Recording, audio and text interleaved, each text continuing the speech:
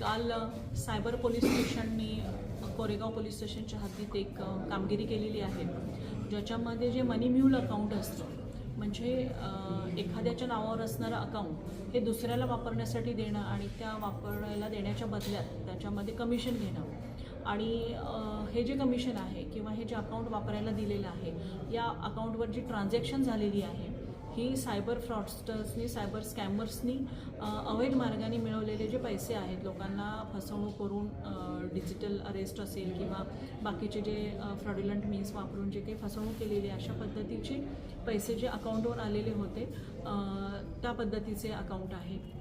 आणि कोरेगाव पोलीस स्टेशनच्या हद्दीमध्ये ही जी कारवाई करताना याच्यामध्ये 4 आरोपी आपण अटक केलेले आहेत.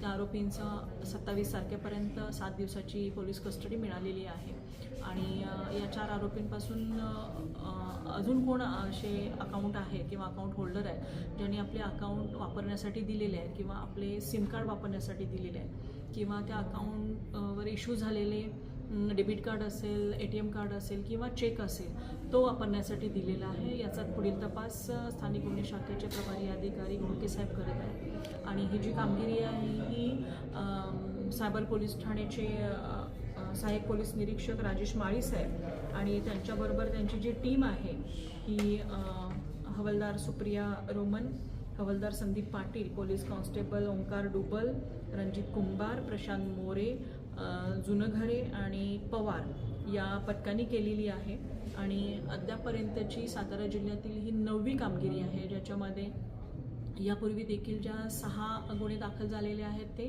असेच मनी म्यूल अकाउंट म्हणजे अकाउंट दुसऱ्याला वापरायला देणं आणि त्याच्या बदल्यात कमिशन घेणं आणि 2 गुन्हे जे आहेत ते ATM वापरायला देणं म्हणजे त्या ATMमधून ते विड्रॉ करून घेतात आणि त्यातले काही कमिशनचे पैसे त्या ATM कार्ड होल्डरला देतात आणि तिसरा प्रकार जो आहे तो सिम कार्ड वापरायला देणं. अशा पद्धतीची ही कारवाई आपल्या सातारा जिल्ह्यातील सायबर पोलीस स्टेशननी केलेली आहे. यामागे आरोपीचं शिक्षण किती आहे साधारण? आरोपींचं शिक्षण ग्रॅज्युएट आहेत आरोपी आणि किती दिवस PC मिळेल त्यांना? 7 दिवसाची पोलीस कस्टडी. आणि आरोपीची पार्श्वभूमी काय अधिकारी?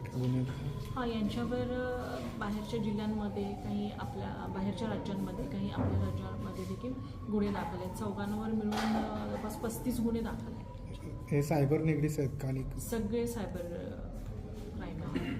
थँक्यू. ठीक आहे.